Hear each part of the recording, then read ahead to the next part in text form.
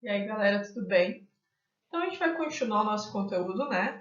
Do capítulo de eletricidade e magnetismo. Nós já vimos o que era bem importante lá sobre eletricidade. Vocês fizeram já atividades. Claro que vai ter mais junto com o magnetismo para a gente juntar esses dois conteúdos. Só que hoje a gente vai fazer uma introdução sobre o que é magnetismo, alguns exemplos. E claro que depois a gente vai aprofundando isso aqui cada vez melhor. Então, vamos começar? Então, o que é magnetismo?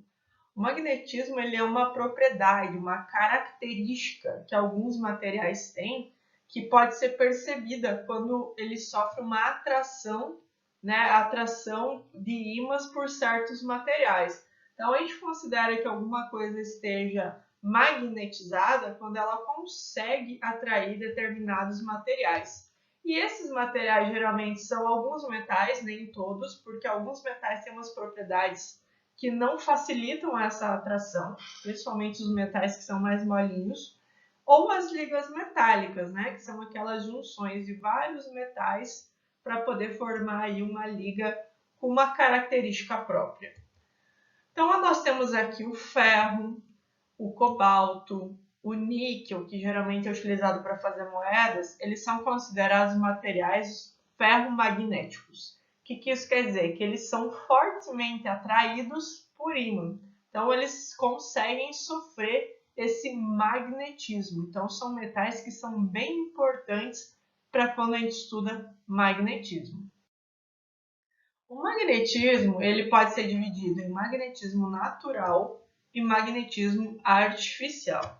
O magnetismo natural é quando o próprio material ele tem uma força de atração ou repulsão que pode atuar à distância.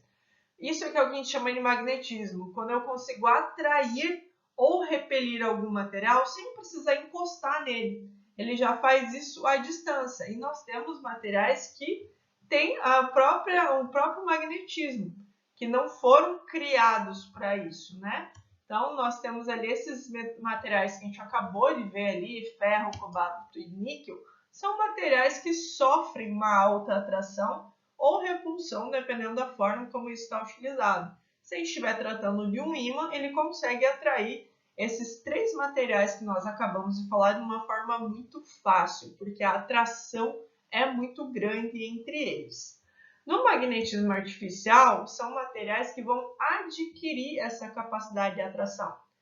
E alguns metais, depois, um exemplo do que pode ser um processo de magnetismo artificial é você friccionar, é você esfregar algum desses materiais, algum desses metais em um ímã natural. Então, a gente teria aqui um ímã, e vou usar como exemplo o níquel. Quando ele é friccionado a esse ímã, né, quando eu esfrego esse níquel no ímã, agora é o próprio níquel que consegue atrair outros materiais sem a utilização do ímã. E isso depois a gente vai ver que pode ser por um tempo, um prazo pequeno, ou pode ser para sempre, dependendo ali do grau de imantação que tem. Os ímãs em si, eles são os próprios materiais que atraem alguns tipos de metais ou das ligas metálicas. Então, o material que consegue atrair é o que a gente chama de ímã. Todos os ímãs eles têm duas divisões que a gente chama de polos. O polo norte e o polo sul, que são as extremidades do ímã. Então, essas extremidades é onde os fenômenos magnéticos eles vão ocorrer com maior intensidade. Então, a gente sabe que a atração e a repulsão acontecem nesses polos, nas extremidades do ímã. E o ímã ele tem uma força magnética como se fosse não, mais tarde a gente vai ver que isso depende das cargas elétricas também. Mas se a gente colocar ali polos que são diferentes entre si, que nem eu tenho dois ímãs, todo ímã vai ter esses dois polos. Se eu pegar o polo sul de um ímã e colocar de frente com o polo norte de outro ímã, vai ocorrer uma atração. Da mesma forma das cargas elétricas que eram cargas diferentes entre si e atraíam, os polos diferentes também sofrem essa atração justamente por causa dessas cargas. Agora, se eu colocar cargas que são iguais, próximas, os polos iguais no caso, vai sofrer repulsão. independente do polo que for. Se eu colocar os dois polos norte, repulsão. Se eu colocar os dois polos sul, repulsão. Então, somente quando eu utilizar os polos de extremidades diferentes desse ímã, que vai haver uma atração, ok?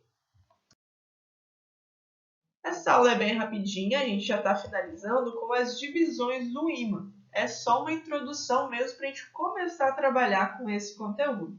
Então, o ímã, a gente já viu que ele tem duas extremidades, o polo norte e o polo sul. Se eu quebrar um ímã no meio, aqueles pedaços que foram quebrados, eles continuam tendo dois polos. Sempre, independente de quantas vezes você quebre esse ímã, ele vai continuar tendo dois polos, independente do tamanho ou de quantas divisões forem necessárias. Então, sempre que houver a quebra de um ímã, aqueles dois pedaços, ou 4 ou 8, que nem o exemplo aqui, cada pedacinho vai continuar tendo o seu polo norte e o seu polo sul. Então, quebrar um ímã não vai fazer você ter separado o polo norte do polo sul. Você continua tendo essas regiões aí onde acontecem os fenômenos magnéticos com maior intensidade, onde realmente vai haver a atração e a repulsão. Tudo bem, pessoal? Então, hoje era só uma introdução sobre magnetismo e ímãs, e na próxima aula a gente vai dar um aprofundamento a esse conteúdo. Belezinha? Até a próxima!